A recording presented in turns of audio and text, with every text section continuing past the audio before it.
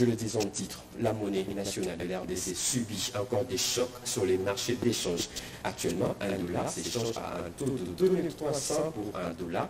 C'est ce qui ressort de la dernière réunion du comité des conjonctures économiques présidé par le Premier ministre Jean-Michel Samalou Koundé. La Banque centrale du Congo est appelée à appliquer toutes les mesures idoines afin de maintenir la stabilité du franc congolais sur le marché d'échange. Petit Tounouao, Julien Piana et bienvenue Sala. On signe ce reportage. L'Union des conjonctures économiques de ce mercredi 1er mars 2023 qu'a présidé le Premier ministre, des instructions ont été données par Jean-Michel Samalou Koundé Kyenge pour le maintien de la stabilité du franc congolais sur le marché d'échange. Pour ce qui est du marché d'échange, on note une légère stabilité au niveau de l'indicatif, avec au 24 février un taux de 2035 francs congolais contre le dollar américain. Et au marché par la session du franc congolais de l'ordre de 47%, avec le franc congolais qui s'est échangé au 24 février à un taux de 2308,1 francs congolais contre le dollar américain. Et pour continuer à maintenir la stabilité du franc congolais, la Banque centrale du Congo préconise la poursuite du suivi des facteurs de liquidité dans le système bancaire national, la poursuite des réformes conclues dans le cadre du programme de réforme structurelle, compris dans le cadre du programme avec le Fonds monétaire international, la poursuite de la politique de diversification de l'économie nationale et enfin la limitation des paiements en cash en francs congolais qui peuvent avoir un effet adverse sur le marché d'échange. En ce qui concerne les réserves d'échange, il a été noté une augmentation de 0,13%, ce qui représente près de 10 mètres d'importation. Le comité des conjonctures économiques a mentionné la signature d'un contrat entre les PNUD et les sociétés Safricas et CMK pour la mise en œuvre du programme de développement du territoire de la République démocratique du Congo. En fait, sur le plan international, a souligné le ministre d'État au budget Émile Boji, le PNUD a proposé la restructuration de la dette des pays en voie de développement pour réduire l'écart entre eux et les pays développés, écart qui se manifeste par le surendettement de plusieurs pays.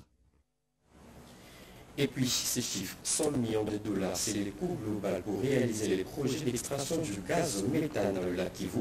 La Tunisie pour appuyer la RDC dans ce vaste programme. Son ambassadeur accréditant la RDC l'a dit hier au Premier ministre Jean-Michel Samalou Koundé. C'était au cours d'une audience lui accordée. Encore une fois de plus, Pati Tounouao, Julien Piana et bienvenue au Sala pour le reportage. La coopération, toujours et encore elle, au centre d'échange tour à tour du Premier ministre avec les chefs des missions diplomatiques de Tunisie et d'Égypte en République démocratique du Congo. L'ambassadeur extraordinaire et plénipotentiaire de la République de Tunisie est revenu avec Jean-Michel Samalou Koundé Kyenge sur le du gaz méthane dans le lac Kivu. Selon Boussekri Remli, ces projets d'intérêt commun n'attendent que l'ordonnance présidentielle pour sa matérialisation concrète. J'ai eu une garantie de son Excellence, Monsieur le chef du gouvernement, qu'on aura cette ordonnance dans les plus brefs délais. Vous savez, c'est un grand projet de 100 millions de dollars. Ce projet va développer toute la région du Kivu. Et puis, on va commencer directement dans les travaux, parce que vous savez, les Tunisiennes comptent former les Congolais pour cette mission. On ne va pas employer des Tunisiens, hein, on va vraiment employer des Congolais. En plus, ce projet-là, cette société qui s'appelle Kivu Power, elle a donc un partenaire congolais et un partenaire tunisien. Donc vraiment, c'est un projet de coopération sud-sud. Ce projet d'une valeur de 100 millions de dollars américains va à coup sûr développer les grands Kivu, soutient l'autre marque du Premier ministre. Loin d'une simple visite de courtoisie, Echam El Mekwad s'est intéressé à la coopération bilatérale entre Caire et Kinshasa. Ce, avant d'exprimer au chef du gouvernement la volonté du pays pharaonique de redynamiser les relations bilatérales entre l'Égypte et la République démocratique du Congo, deux pays frères et amis. L'RDC n'a aucun conflit frontalier avec le Rwanda. L'RDC ne perdra jamais une partie de son territoire car la Convention sur l'intangibilité des frontières tout le pays africain et le Rwanda ne peut en aucun cas le violer. Sans ces termes tranchants que s'est exprimé le professeur en droit public international Chibangu Kalala pour couper court à une prétendue concession des terres. C'était au cours d'une conférence de presse co-animée avec le ministre du Métier de Communication Patrick Mouyaya. Les résumés avec Richard Kalala.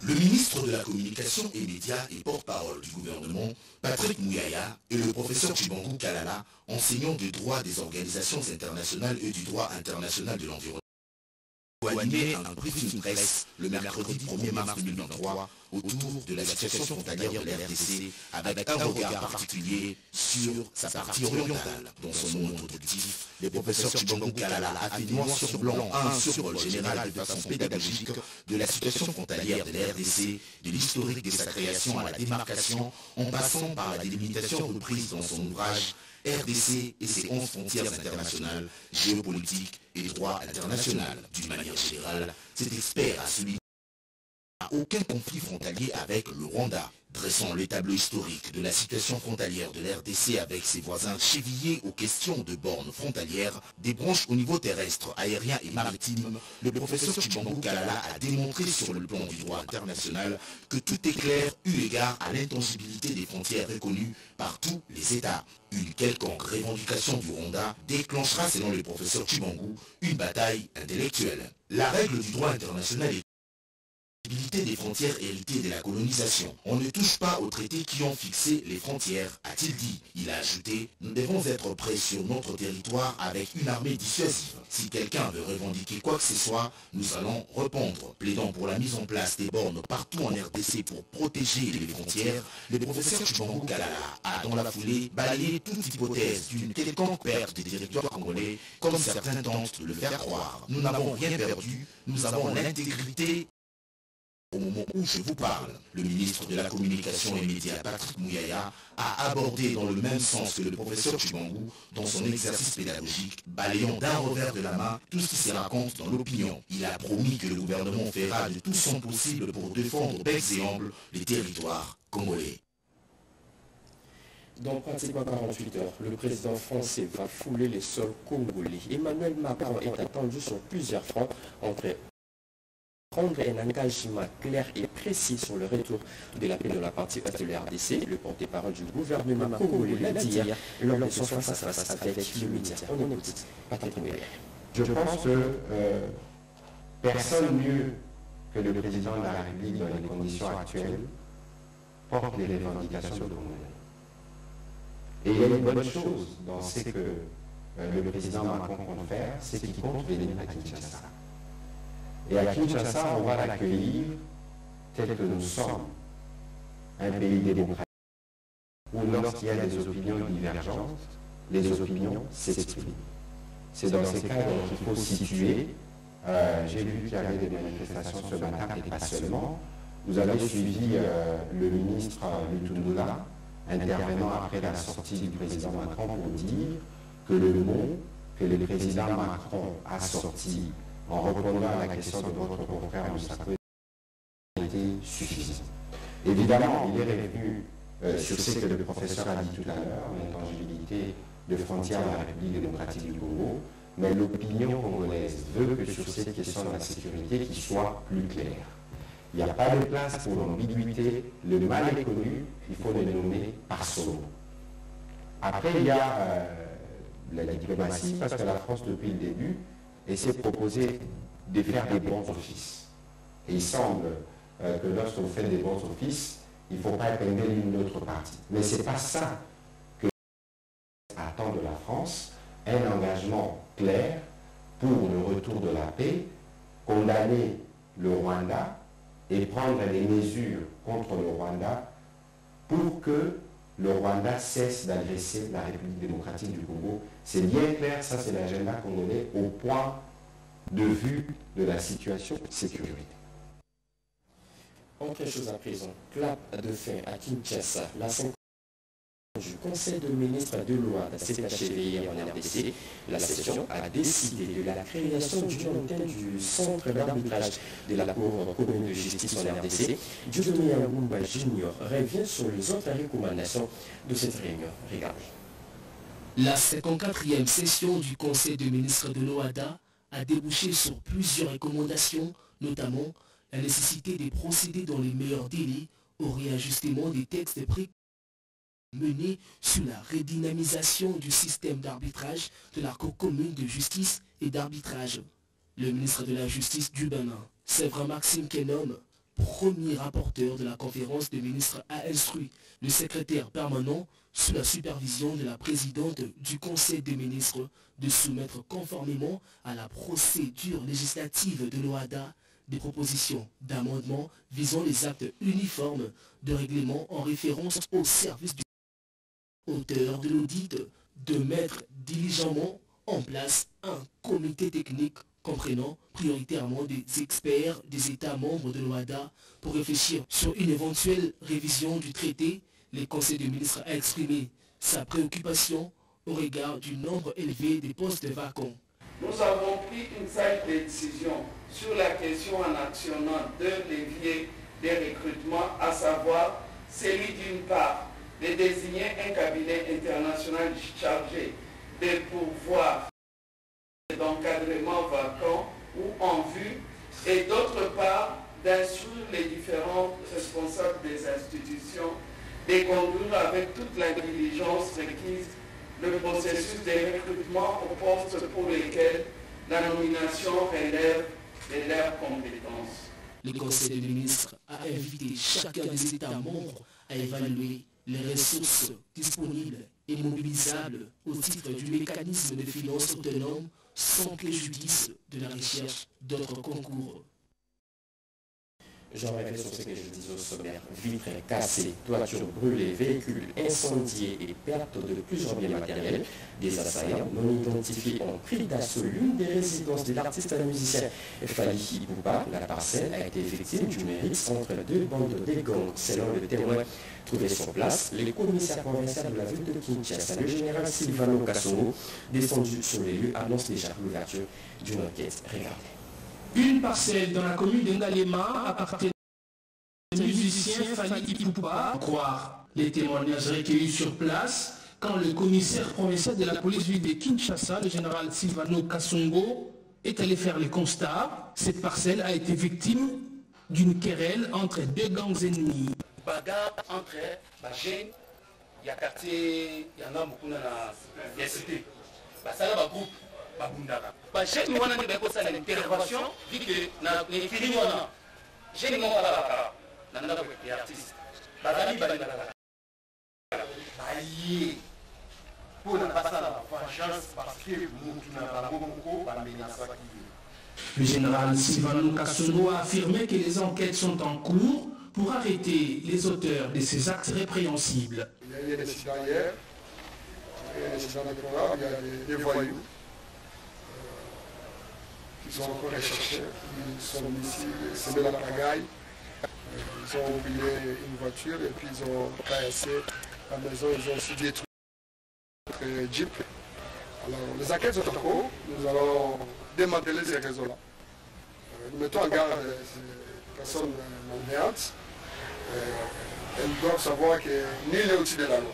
Qui que vous soyez, nul ne peut être au-dessus de la loi. Ils seront arrêtés et déférés à la justice. La police peut mener des enquêtes, identifier les personnes qui étaient ici, nous avons déjà des photographies. Je vois que d'ici là, ces gens seront arrêtés et neutralisés. Après Ipupa, le commandant de la ville a remis de l'ordre dans la circulation routière sur la célèbre avenue Ngouma, où des embouteillages monstres sont enregistrés ces derniers temps. Des interpellations ont été faites aux inciviques routiers.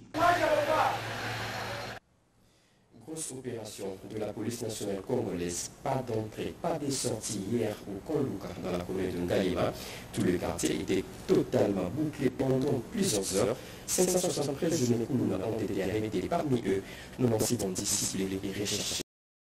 Pour le reportage. Les avenues désertes, une forte présence de la police et plusieurs véhicules anti-émeutes, c'est l'image qu'a présentée la commune des Bumbu. Plusieurs interpellations de jeunes hommes et femmes présumés Koulouna ont été effectuées dans la matinée du 1er mars 2023. Arrivés sur place, le général Silvano Kassongo a échangé avec la population venue dénoncer les malfrats et repérer les innocents qui ont été par la suite libérés.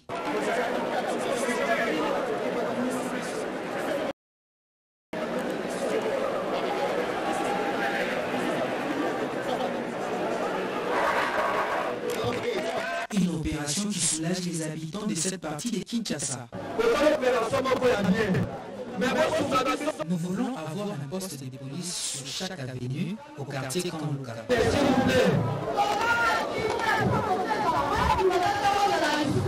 Nous sommes très heureux de votre travail. Merci, général.